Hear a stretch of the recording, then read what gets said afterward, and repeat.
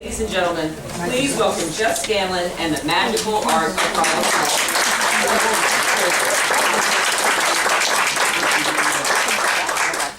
You want to come in for just a minute? And here, she got 2 minutes. The quality of our lives can be dramatically influenced by the way we deal with and solve our everyday problems. Personally, professionally, problems are a fixture in our everyday experiences. And we need to learn how to solve them. Perhaps you've noticed that sometimes solving a problem is a matter of life and death, or just a survival. Sometimes solving a problem is just a matter of keeping our sanity. But problem solving is important and it needs to be taken seriously if you want to get the best results. How many of you here are parents? Quite a few. You could not live without problem solving. Because kids have all kinds of problems, don't they? And as parents, it is your job to help them find solutions to those problems. But sometimes those problems can be rather difficult to solve. And you have to become creative with your solutions. Now the same thing can be said in business. Businesses have all kinds of problems, and it's up to the employees to learn how to solve those problems as well. Sometimes those problems can also be more difficult, and simple problem-solving techniques aren't going to work. So now you need to come up with a whole, fresh, new set of problem-solving skills. Problem-solving, like magic, is an art form and a skill that can be learned and should be learned. Very important. You're never too old to learn how to become better at solving them. Which brings me to this.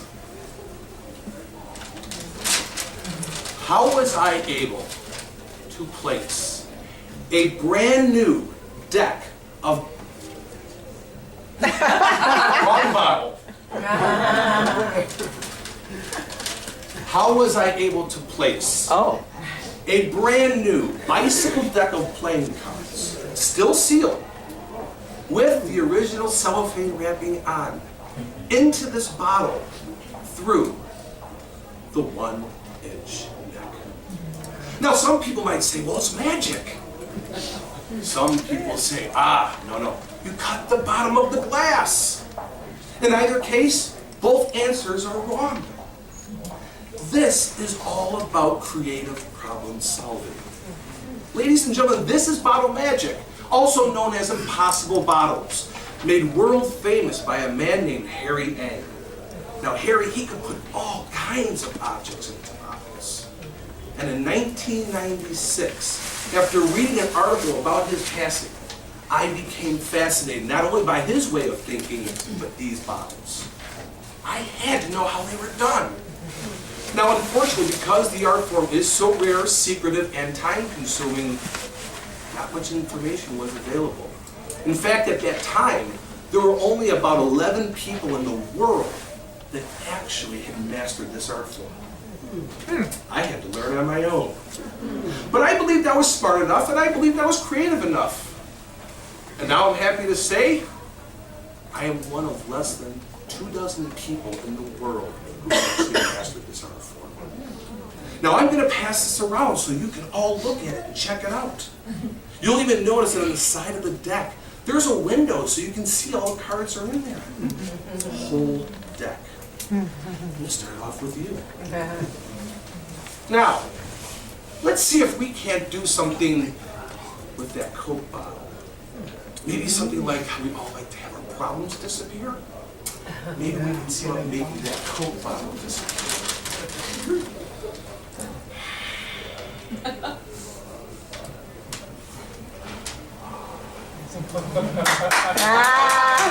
I knew you would be impressed.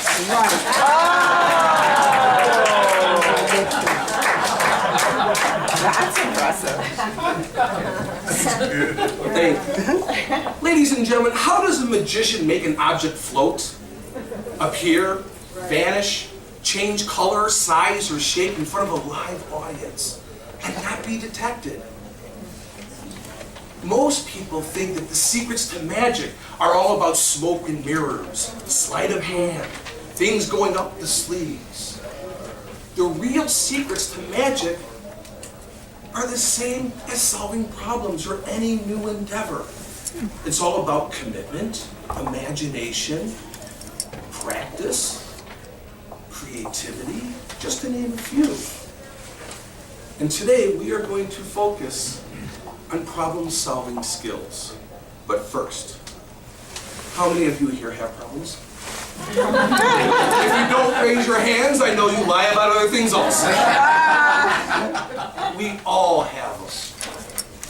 Unless, of course, you're one of those people who says, I don't have problems, Jeff, only opportunities. Now, if you're one of those, I say congratulations and more power to you, but I have problems. I don't believe that all problems are opportunities. You see, we've had them in the past, we have them now, we're going to have them in the future. So today, I'm going to share with you 4 steps that I have used for many years as a magician to become more creative thinking and better at solving problems. But first, who here would like to leave today knowing how a magic trick is performed? Yes? All right, if you didn't raise your hand, you can leave right now. You're going to learn one. I'm going to teach you a magic trick, and you're going to learn how it's all put together. But the 4 steps are this. Number 1, adjust your mindset. Number 2, start thinking more like a child, not an adult. I'm very good at that. Step number 3, start challenging your own assumptions. And number 4, practice. Steps 1, 2, 3. Could you say those again, Jeff? Step number 1, adjust your mindset. Step number 2, think more like a child. Step number 3, challenge your assumptions. And step number 4, practice. But let's take a step back for a moment. How do adults deal with problems? If you were to ask me to give a letter grade on how most people deal with problems, many people would get a D. A D because most people hope that their problems will just magically disappear. A D because most people delay solving their problems until it becomes a crisis. And a D because whenever possible, people love to dump their problems off onto somebody else. So I say, why don't we turn that D into an A by achieving success through active problem solving? So step number 1, adjust your mindset. Problem solving, like any new endeavor, all starts with your mindset. Your mindset is how we perceive ourselves in the world. And you basically have 2 choices for a mindset. You have what I call the wall and the door. Now the wall, as you can imagine, it puts up a barrier. It tells you that you're not smart enough, that you can't do something, that maybe you've tried something before, it didn't work, and I'm even going to try it again. Then you have the door mindset. The door mindset opens you up to all kinds of possibilities. It tells you that you are smart enough, that you have choices, you can try different things, and you can accomplish a lot more than you ever imagined. So when it comes to solving problems, keep a door mindset. That bottle, 3.5 years. 3.5 years is how long it took me to solve the problem of putting that deck of cards into that bottle. Now I can tell right now, looking around, that lots of you are going, my God, this guy had way too much time on his hands. I don't. I have no more time than you do. But I did keep a door mindset. I knew that that could be accomplished because others did before me. Now, did I break bottles? Oh yeah, I broke lots of bottles. I ruined hundreds of decks of cards. But I committed myself to having a door mindset and not giving up. You know, Winston Churchill has that famous quote of never, never, never give up. And I believe that when it comes to solving the problem. But you are sometimes going to have to alter or give up certain ideas to try new things in order to move forward to get to that final result of solving the problem. Keep a door mindset. Norman Vincent Peale once said, the way you think about a problem is much more important than the problem itself. So always think positively. So that's step number one. Commit to having a door mindset. Adjust it. Think positively. Step number two, start thinking more like a child. My wife and I, we have a 7-year-old daughter named Rachel. And I wish you all could have been there with me about a year ago when she had to solve a problem. You see, my wife and my daughter just came home from shopping at a toy store. And Rachel comes in with this big box. Now, inside of this box are about 300 pieces of interlocking laminated cardboard for building a Victorian-style dollhouse. And of course, what's the first thing she does? She comes in, Daddy, look! She opens the box and dumps all 300 pieces on the living floor. Now, what I thought was very interesting was what was written on the box. You know those famous 3 words? Some assembly required. 300 pieces, some assembly required. Okay. Well, she stands there and she's looking at all these pieces on the ground. She looks at my wife and I and she says, I'm gonna build this all by myself. Okay, you go, girl. So she dives onto the ground and she starts picking up pieces.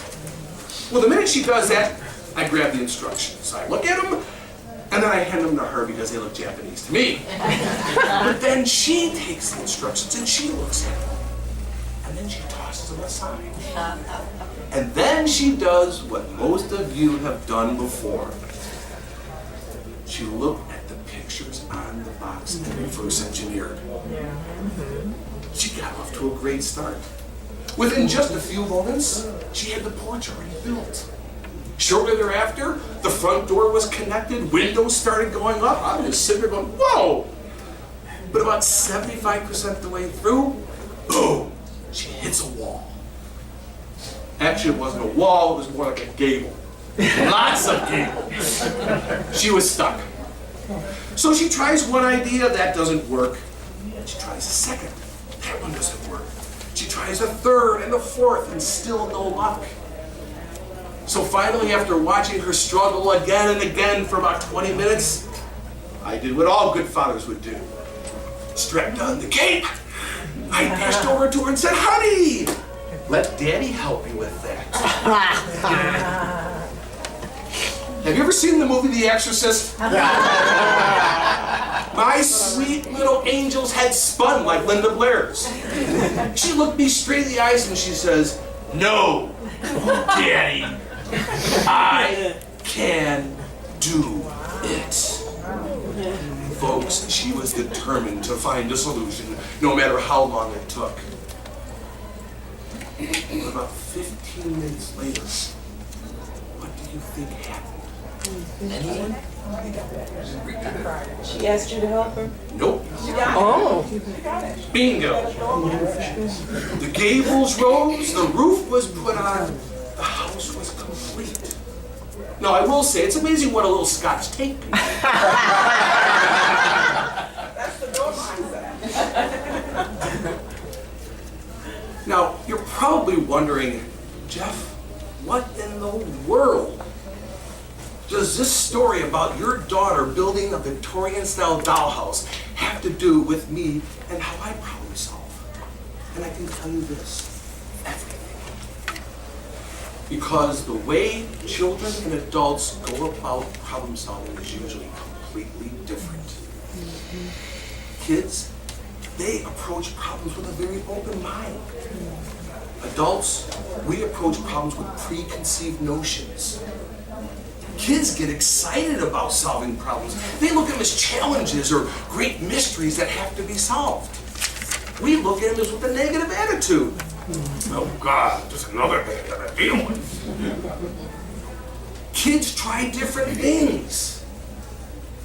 Adults will work on it for 15, 20 minutes. Then we get frustrated and throw it aside or have someone else see if they can help us out with it.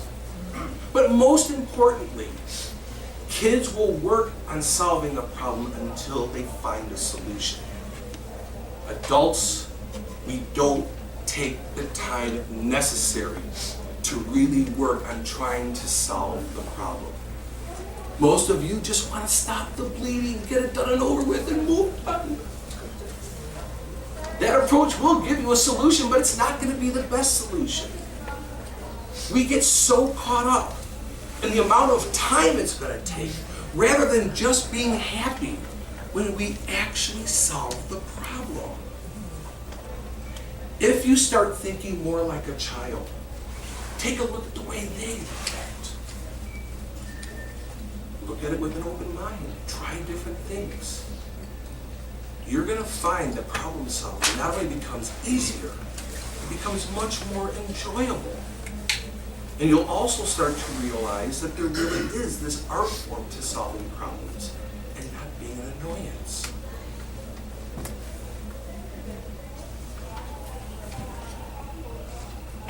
A deck of playing cards.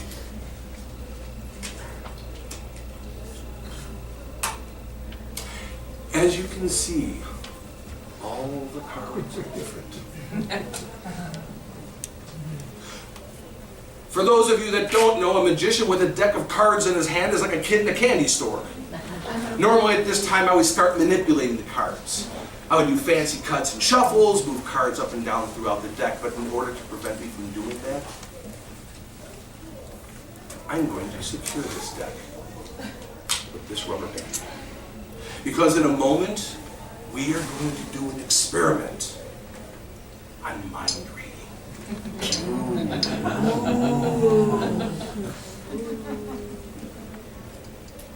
In a moment, I'm going to be handing this deck out to several of you.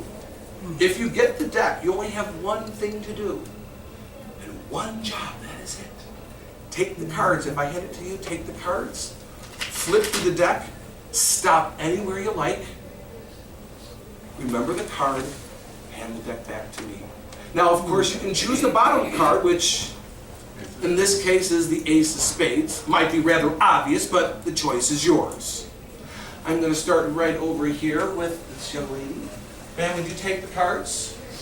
Flip through, stop on one card. Remember it. Do you have it? Yep. All right. And let's come right over here to this young lady. There. Flip through the cards, stop on any card.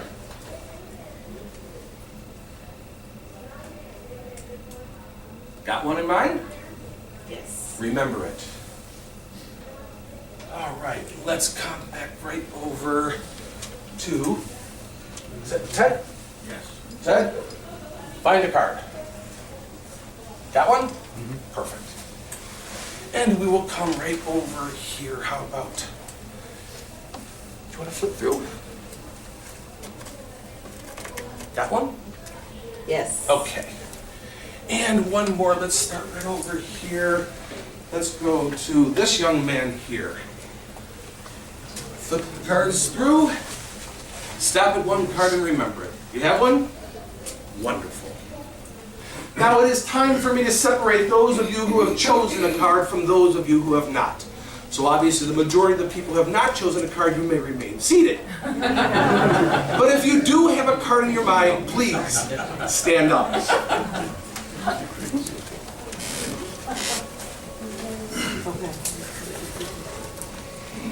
In a moment, I will ask all 5 of you to repeat the name of your card over and over mentally to yourself.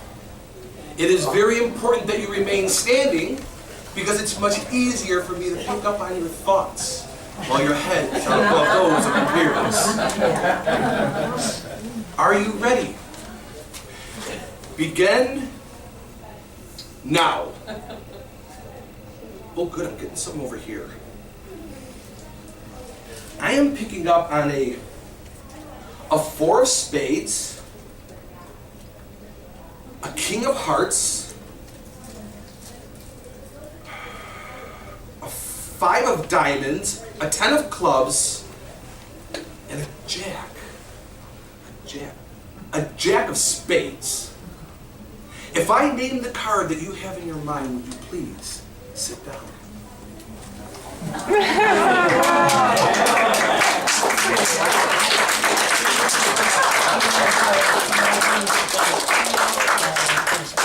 Thank you.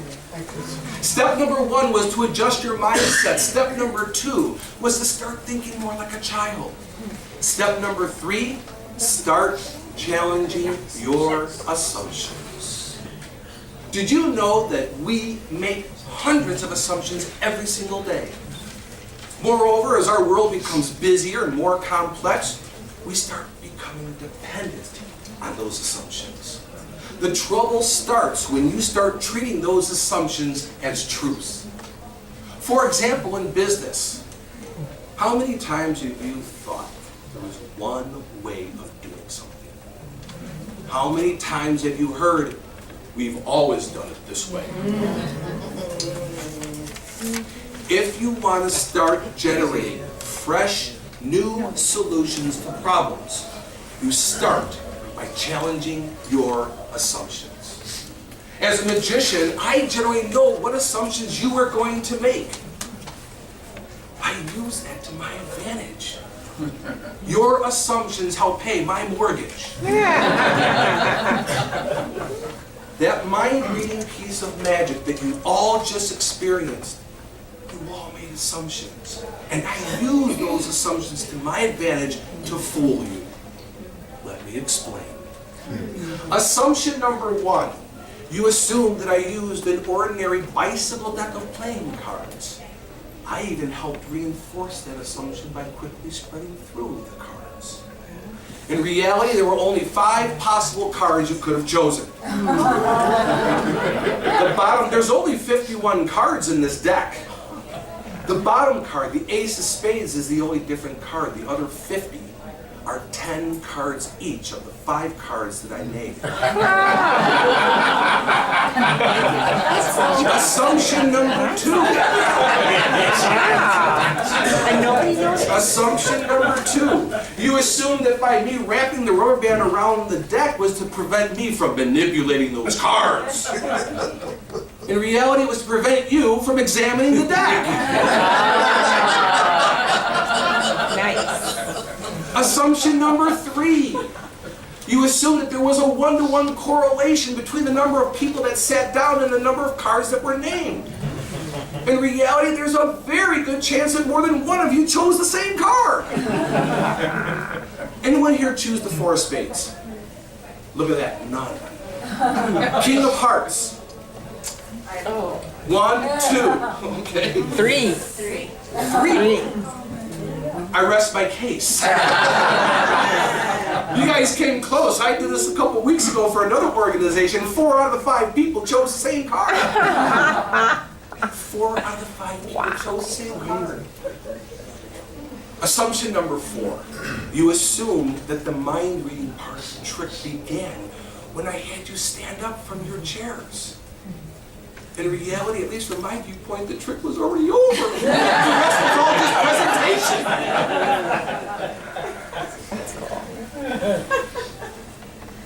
So, what can we do to start challenging our assumptions and to start thinking a little more creatively?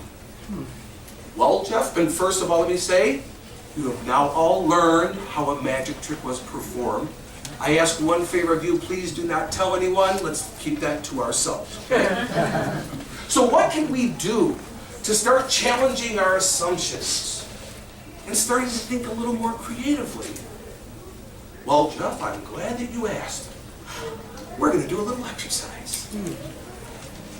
You are all familiar with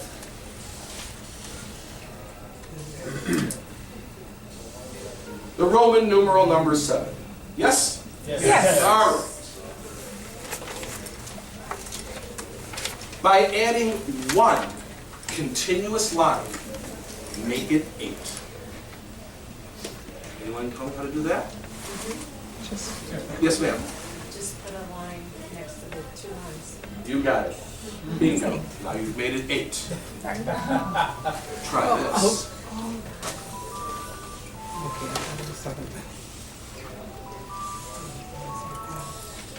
Roman numeral number 9. Again, by adding one continuous line, make it 6. So 2 more lines. Yes. What's that? Make an S. Very well done. Excellent.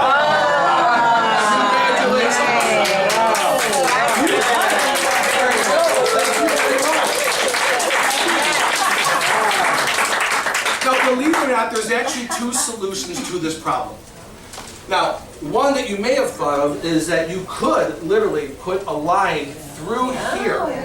And then what you could do is you could take a piece of paper and cover this and then turn this upside down and then you'll get the V1. That's one way.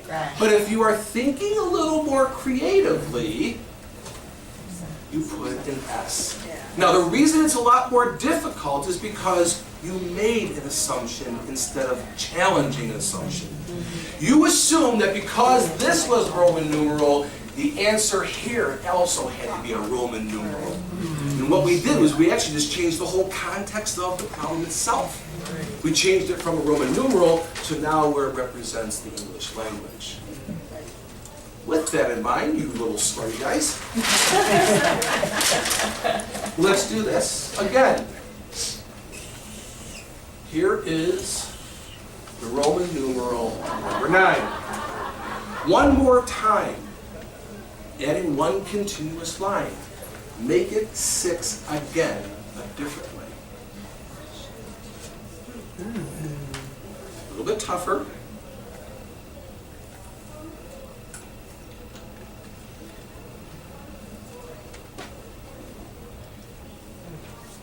I'll give you a hint. Has to do with the X. You ready? Who said no? Flip it, you know, upside down. Clockwise. Flip it Nope. upside down.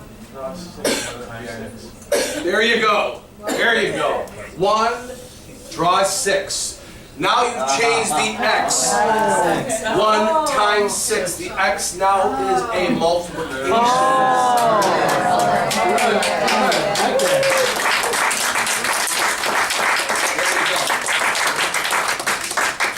What are you handing out, Jeff? My books. Just came out with them last week. When you consider your assumptions, you're bringing them from your subconscious to the forefront. When you challenge your assumptions, you're now allowing for your mind to open up and let new ideas come into it. And one of the best ways to start thinking differently and challenging your assumptions is to set a certain quota for each problem you have. Let me give you an example. Every time I have to create a new piece of magic, I know what I want to accomplish. But how am I going to go about doing it? Because I have to fool you.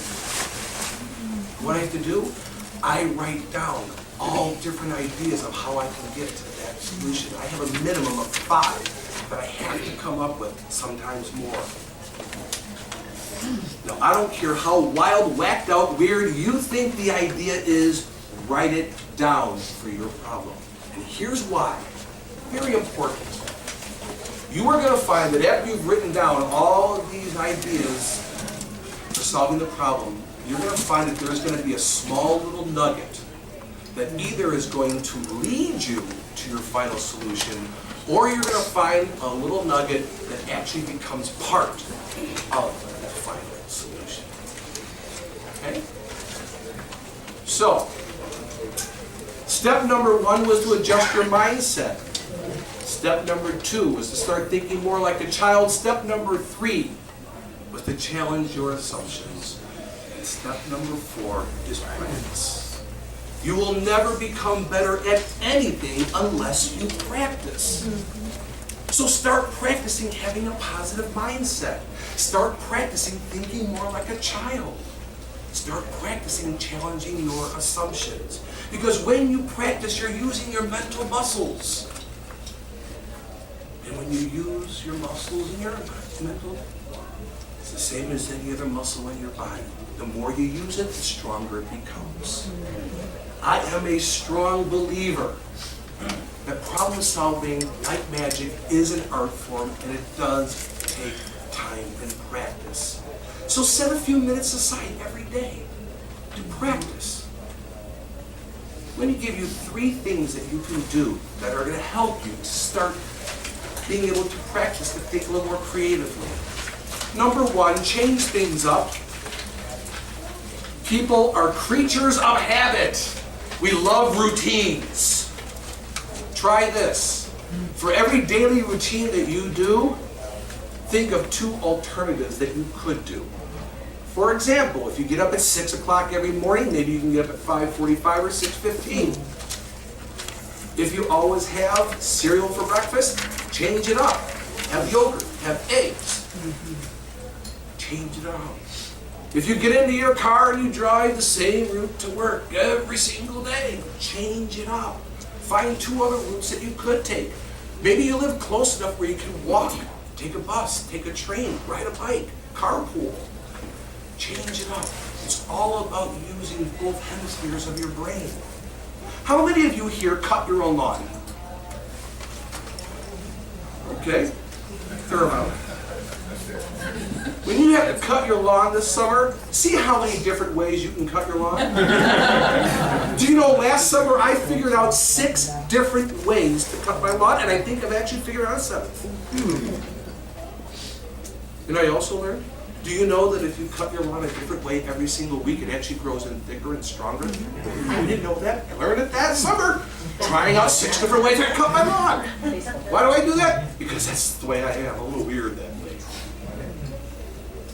Number 2, question. Question things more. We don't question enough. Do you know that the more curious you become, the more creative you will automatically become? If you ask yourself these 3 questions every day, I guarantee you will start seeing yourself becoming more creative. These 3 questions. Why? What would happen if? And why not? Why?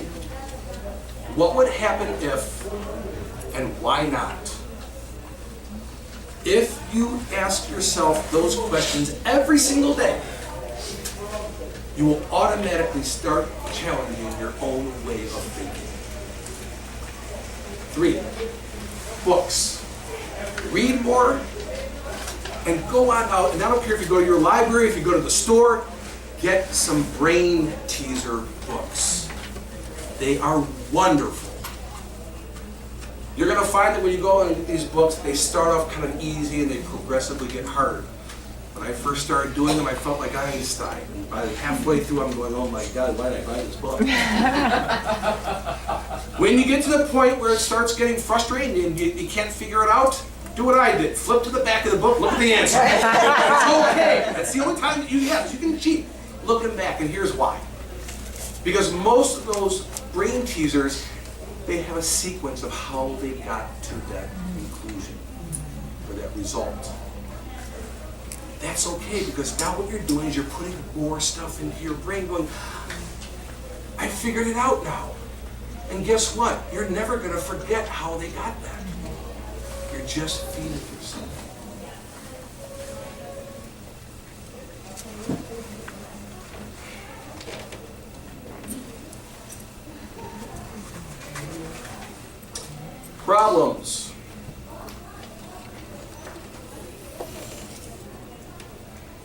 always going to be a part of our life.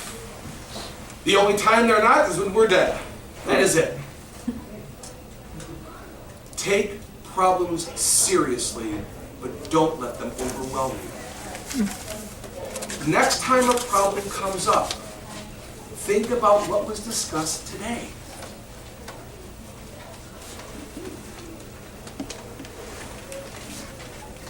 Adjust your mindset. Have a positive mindset. Realize that there is a solution to your problem. But you do need to take the time to practice and work on it. And you'll get it easier and easier every time. Secondly, start thinking more like a child. Look at problems as challenges, not as annoyances. Start challenging your assumptions.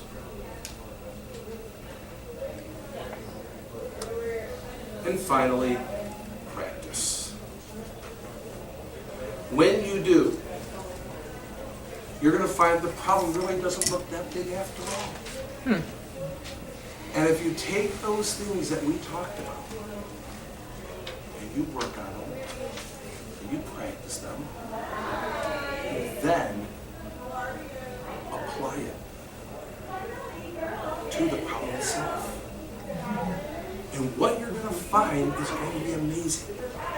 You're going to find solutions will all start coming together much quicker than you ever imagined.